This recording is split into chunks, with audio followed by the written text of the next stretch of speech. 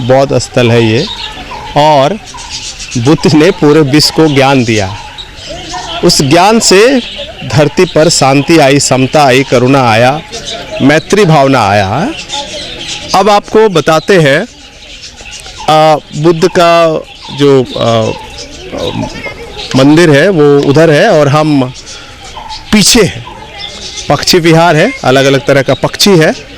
पक्षी से हम बात शुरू करते हैं। यहाँ देखिए, यहाँ कुछ पक्षी है। ये पक्षी कुछ इसका नाम होगा वाइट नेक्ड स्टॉक।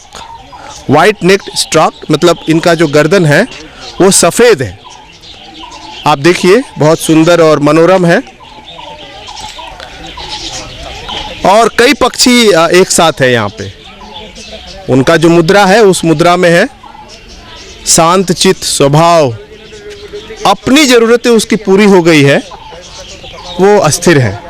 जब इनको भूख लगेगा, पानी में मछली होगा, उस मछली को ये अपना आहार बनाएंगे और फिर आराम करने के लिए वो यहाँ पर आएंगे। कई 10-12 यहाँ पे हम देख रहे हैं एक साथ हैं। ये पक्षी का स्वभाव है, प्रकृति ने उसको बनाया है।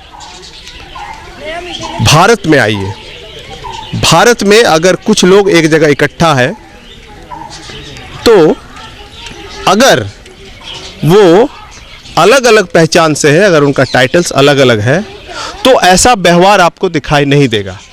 एक साथ रहना, एक साथ खाना, एक साथ विचरण करना, एक साथ आराम करना, ऐसा नहीं दिखाई देगा। क्यों? जो सिस्टम है, जो कास्ट सिस्टम है, वो उसको बांटती है, अलग करती है। कास्ट सिस्टम से रिलेटेड हम बात करेंगे। रितेश जी हमारे साथ है। हम उनसे जानना चाहेंगे कि जो पक्षी है और जो मानव है, दोनों को प्रकृति ने बनाया है, फिर ये अंतर, ये डिफरेंस कैसे है? रितेश जी, आपको क्या लगता है एक जानवर के व्यवहार में और एक मनुष्य के व्यवहार में, मनुष्य के सामूहिकता में एक बड़ा हमारे सामने सवाल है, क्या लगता है?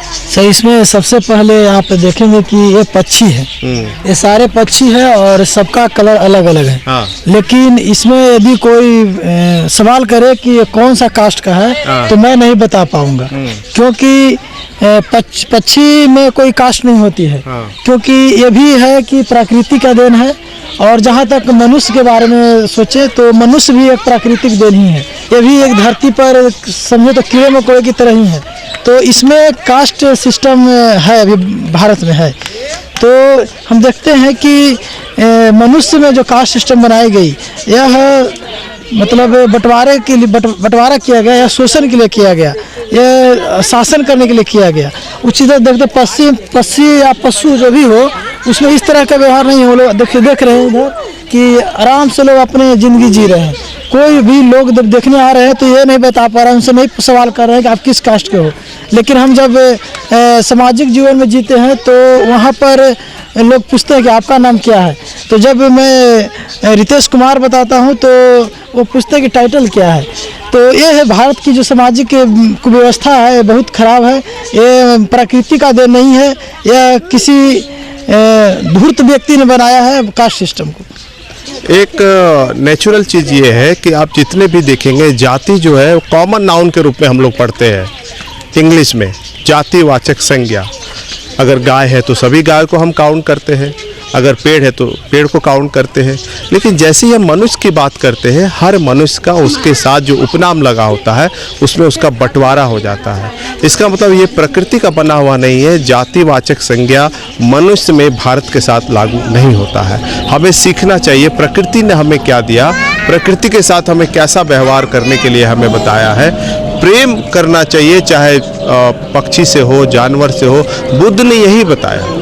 बुद्ध ने ये बताया कि प्रकृति में जो भी चीज़ है सबके साथ लगाव होना चाहिए, एक दूसरे के साथ संबंध व्यवहार अच्छे होने चाहिए, करुणा होना चाहिए, मैत्री होना चाहिए। आदमी को देखकर घृणा नहीं करना चाहिए। ये बहुत इंपॉर्टेंट बात है।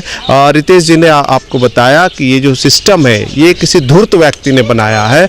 जो जाति है ये किसी धूर्त व्यक्ति ने बनाया है और उसने इसको शोषण का एक माध्यम बनाया है, यानी शोषण करने के लिए जाति व्यवस्था का निर्माण किया है। हमको सोचना चाहिए प्रकृति ने हमें क्या दिया और हम मनुष्य ने उसको कैसे उसको लिया है। बहुत महत्वपूर्ण संदेश है।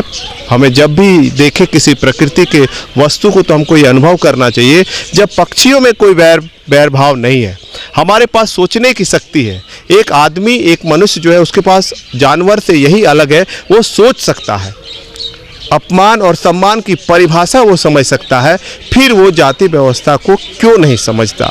ये इम्पॉर्टेंट सवाल है, इस पर मंथन करना जरूरी है।